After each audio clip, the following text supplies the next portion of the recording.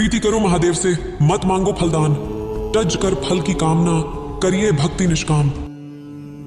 वैरागी बने तो जग छूटे, सन्यासी बने तो छूटे तन, महाकाल से प्रेम हो जाए तो छूटे आत्मा के सब बंधन। चिड़िया की शिव भक्ति और चिड़िया वाली बूढ़ी माँ की कहानी मैं आप सभी को सुनाने वाली हूँ।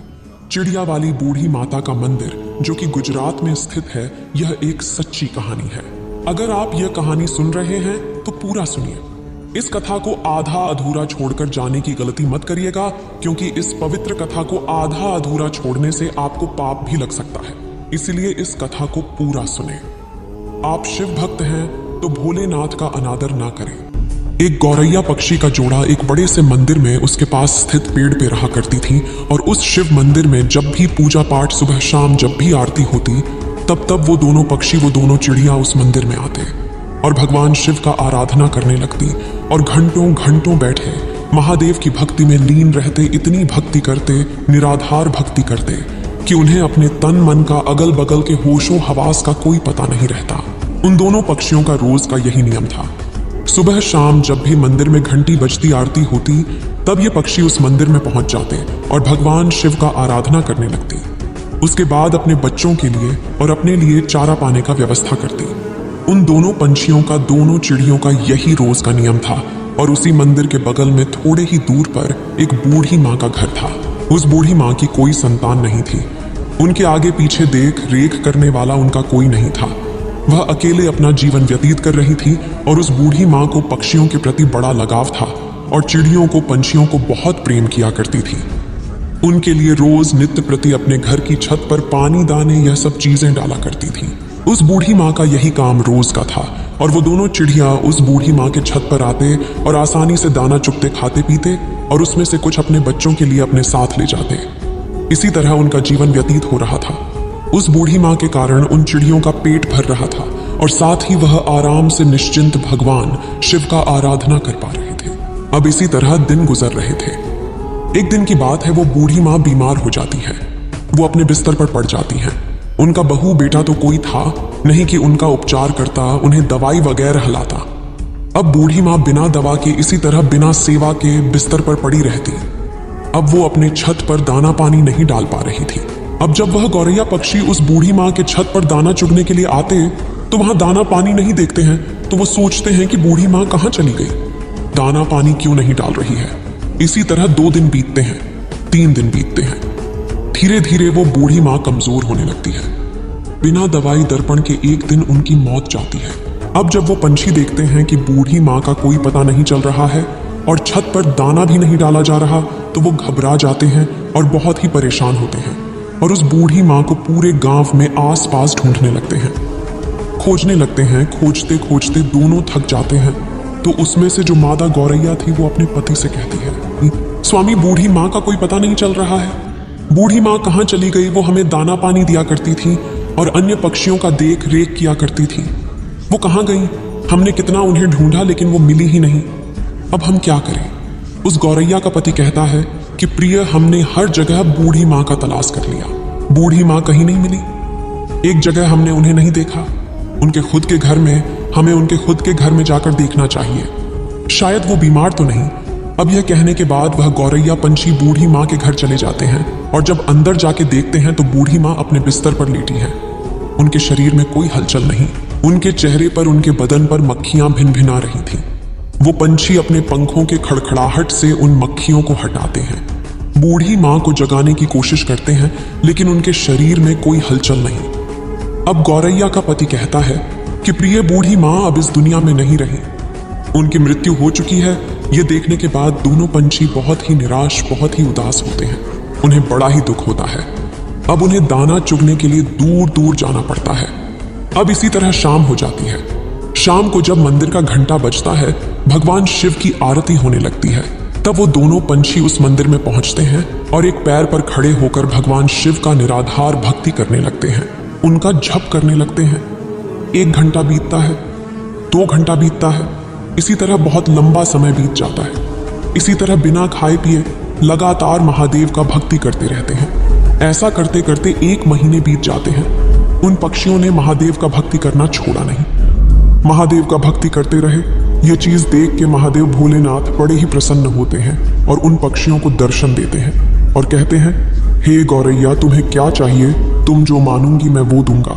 मैं तुम्हारी इस अखंड भक्ति से बड़ा ही प्रसन्न हूं। छोटी सी जान होते हुए तुमने अपनी क्षमता से बाहर भक्ति किया है, इसलिए मैं बहुत ज्यादा प्रसन्न हूं। तुम जो मांगो मैं तुम्हें दूंगा। तब गौरैया ने कहा, हे प्रभु, हमें कुछ नहीं चाहिए, हमें बस एक चीज चाहिए। आप हमारी उस बूढ़ी माँ को, उस पुण्यात्मा को फिर से हमें लौटा दीजिए, उन्हें जीवित कर दीजिए, बस हमें यही चाहिए। भोलेनाथ ने कहा, हे पक्षियों, यह सृष्टि का नियम है। अगर जो मर जाता है वो कैसे जीवित हो सकता है? मैं सृष्टि के चक्र में कैसे बाधा बन सकता हूं? तुम और कुछ मामलों तक उस चिड़िया ने कहा, नहीं भोलेनाथ, हमें कुछ नहीं चाहिए, हमें बस हमारी बूढ़ी माँ चाहिए और कुछ नहीं, आप हमें वापस कर दीजिए। तब भोलेनाथ ने कहा, पंछियों, अब वह बूढ़ी माँ का शरीर गल चुका है, उसमें से कीड़े निकलने लगे हैं, उनका शरीर क्षत विक्षत हो गया है, मैं उन्हें कैसे जीवित कर सकता हूं? उनका शरीर ही ठीक से नहीं रहा तो उसमें प्राण कैसे फूंकूं? तब वो दोनों पंछी, दोनों पति पत्नी हठ करने लगते हैं और कहते हैं, प्रभु, आपने हमें वचन दिया था कि तुम जो मानोगे मैं दूंगा, तो प्रभु आप अपने वचन से पीछे हट रहे हैं। भोलेनाथ, आप अपने वचन से फिर नहीं सकते हैं। तब महादेव ने कहा, हे पंछियों, तुम्हारे हट और अपने वचन के आगे मैं विवश हूं। अब इस प्रकार भोलेनाथ ने और उस बूढ़ी मां के क्षत विक्षत शरीर को सही किया, फिर उसमें प्राण फूंक दिए। वह बूढ़ी मां फिर से जीवित हो गई। अब अपने सामने भगवान भोलेनाथ को देखकर वह बूढ़ी मां भाव विभोर हो जाती है, बड़ा ही प्रसन्न होती है, कहती है, हे प्रभु, मेरे जन्मों जन्म के दुख, जन्मों जन्मों के पाप आपके दर्शन मात्र से कट गए। आपने मुझे दर्शन दिया। हे प्रभु, मैंने ऐसा क्या पुण्य किया था कि आपने मुझे जीवित कर दिया? तब भगवान शिव ने कहा, हे बूढ़ी मां, तुम्हें मैंने तुम्हारे कारण नहीं जीवित किया है, मैंने तो तुम्हें उन दोनों पक्षियों के लिए जीवित किया है। उन दोनों पक्षियों ने मेरा निराधार भक्ति किया, दिन रात बिना अन्न पानी ग्रहण किए मेरी पूजा की, एक पैर पर खड़ा होकर मेरा आराधना किया। इसी कारण मैंने उन्हें आशीर्वाद दिया। उन्हीं की वजह से तुम आज जीवित हो, इस धरती पर हो, वो पंछी कोई और नहीं। जो तुम्हारे छत पर जो गौरैया पक्षी का जोड़ा रोज दाने चुगने आता है, उसी ने ये भक्ति की है, उसी के कारण तुम आज जीवित हो। अब उस बूढ़ी माँ ने दंडवत प्रणाम किया और फिर भोलेनाथ वहां से अंतर ध्यान हो गए। फिर वह बूढ़ी माँ फिर से अपने छत पर दाने डालने लगी, पानी रखने लगी, और वह पंछी, वह गौरैया पक्षी का जोड़ा उस माँ की छत पर आते और पानी पीते, दाना चुगते। तब उस बूढ़ी माँ ने उन गौरैया पक्षी से कहा, हे पक्षियों, तुमने मुझे जीवन दान दिया है, भगवान भोलेनाथ का आराधना किया, अपने दिए ना मानकर मेरे लिए मंगा। हे पक्षियों, मैं ये चाहती हूँ, तुम मेरे घर पर ही वास करो और नित्य प्रति मेरे आंखों के सामने रहो। अब यह सुनने के बाद उस बूढ़ी माँ का प्रस्ताव वो दोनों पक्षी स्वीकार करते हैं और उस बूढ़ी माँ के घर आकर रहने लगते हैं। इसी प्रकार दिन बीतने लगते हैं और उस बूढ़ी माँ का चर्चा गांव गांव में फैलने लगता है, दूर दराज तक फैलने लगता है कि एक बूढ़ी माँ है जो मरकर भी जीवित हो गई और उनमें अजीब सी शक्ति आ गई है। अब इसी तरह उस बूढ़ी माँ के पास धीरे धीरे करके एक एक लोग जिनको कोई दुख रोग होता, उनके पास आता और अपना कारण बताता। भगवान भोलेनाथ के नाम पर पूजा पाठ कर दिया करती, तब उन लोगों का दुख दूर हो जाया करता। धीरे धीरे लोग ठीक होने लगे। अब उस बूढ़ी माँ का ख्याति दूर दूर तक फैलने लगा और दूर दूर से लोग उस बूढ़ी माँ के पास अपना इलाज कराने, अपनी तकलीफों को दूर करने के लिए आया करते। अब इसी प्रकार बहुत दिन हो जाता है और वह बूढ़ी माँ जीवित उसी स्थान पर अपने उसी घर पर समाधि ले लेती है। आज उसी समाधि स्थल पर उस बूढ़ी माँ का एक भव्य मंदिर है। वह मंदिर गुजरात में स्थित है। चिड़िया वाली बूढ़ी माँ के नाम से वह मंदिर जाना जाता है। उस मंदिर पर आपको गौरैया पक्षी का जोड़ा हमेशा देखने को मिलेगा और दोस्तों, उस मंदिर की बहुत दूर दूर तक ख्याति है।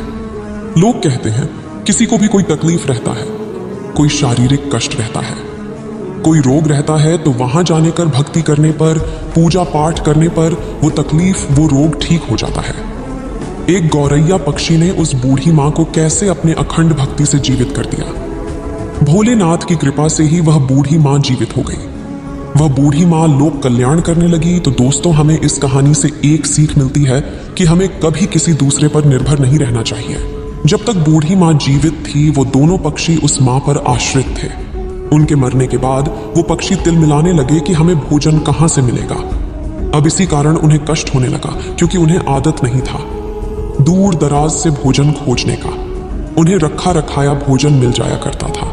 इसलिए कभी भी कठिन परिस्थिति आने पर हमें अपने आप को तैयार रखना चाहिए। हमें किसी अन्य के भरोसे नहीं रहना चाहिए। आज वह व्यक्ति मेरे लिए है, कल नहीं रहेगा तो मैं अपने आप को कैसे संभालूंगा यह सोचना चाहिए कि हम अगर भगवान का सच्चे मन से निराधार भक्ति करेंगे तो हमें उस भगवान का दर्शन जरूर होगा, तो हमारे पाप जरूर कटेंगे, हमारा दुख अवश्य दूर होगा। बस जरूरत है तो मन में सच्ची श्रद्धा की, सच्ची भक्ति की, जो उस गौरैया पक्षी ने किया। करता करे न कर सके, शिव करे सो होए, तीनों लोक नौ खंड में महाकाल से बड़ा ना कोई। उम्मीद है आप सभी को यह वीडियो अच्छी लगी होगी। अगर आप शिव के सच्चे भक्त हैं तो चैनल को सब्सक्राइब और वीडियो को लाइक करके कमेंट में हर हर महादेव लिख दीजिए।